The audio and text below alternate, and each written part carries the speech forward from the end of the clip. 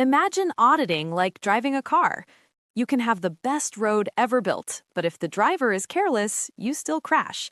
And you can be the best driver, but if the road is full of potholes, quality is still at risk. Today, I'm explaining ISA 220 versus ISQM using this exact analogy: the road, the vehicle, and the inspection, so you'll never confuse them again. Let's start with the big picture. In auditing, quality doesn't happen by accident. It's designed, driven, and checked. Here's how the standards line up. ISQM 1 builds the road. ISA 220 revised drives the vehicle. ISQM 2 performs the inspection. All three aim for the same destination, a high-quality audit, but they operate at different levels. Let's start with ISQM 1, the road. ISQM 1 applies to the entire firm. It asks, have we built a road that makes safe driving possible? This means the firm must design a system of quality management that considers where things could go wrong, why they could go wrong, and how the firm responds to those risks.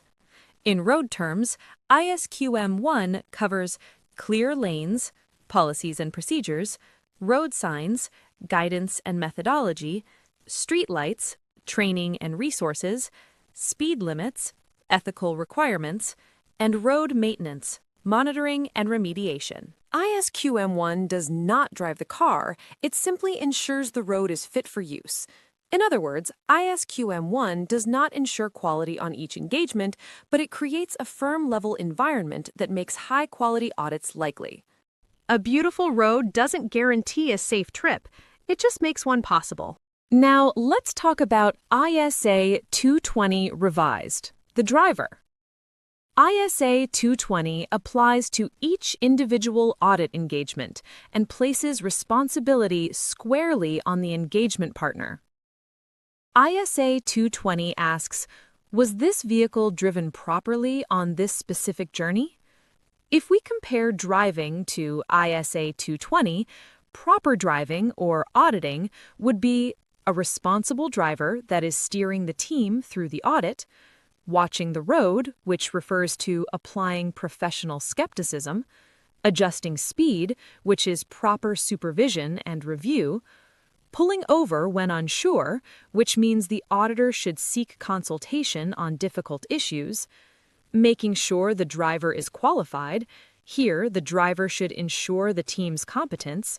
And lastly, logging the trip. This ensures for proper documentation. Even if the firm built the road, the driver can still cause an accident. Ask yourself, does your audit file show the partner actively driving or just sitting in the passenger seat? Now we reach ISQM 2, the inspection checkpoint. ISQM 2 deals specifically with engagement quality reviews, or EQRs, which is an independent check by a third party of the key judgments and conclusions on an audit before the audit report is signed. In our analogy, the inspector checks how the vehicle was driven, reviews key decisions and judgments, and confirms whether the journey met quality expectations. In an audit, the EQR reviews the quality of the engagement by evaluating key decisions and judgments and confirming that the audit met quality expectations before the report is issued. Very important. The inspection does not replace the driver. Even where an engagement quality review is performed, the engagement partner retains full responsibility under ISA 220 for managing and achieving audit quality on the engagement. So, why do you need all three? This is where many firms get it wrong. They think, we've built the road, so ISA 220 is covered. But IRBA doesn't inspect roads alone, they inspect journeys. A good road plus bad driving equals poor audit. Good driving plus broken road equals high risk. No inspection equals problems go unnoticed. Quality only works when all three operate together. From an IRBA inspection perspective, this is what they look for. IRBA asks, was the road appropriate for this type of audit? ISQM 1. Did the partner actively drive the engagement? ISA 220. Was there effective independent review where required? ISQM 2. Common findings by the IRBA include assuming partner involvement. IRBA often finds that partner involvement is assumed rather than evidenced, meaning the file shows a signature but not clear evidence of direction, supervision, challenge, and review as required by ISA 220.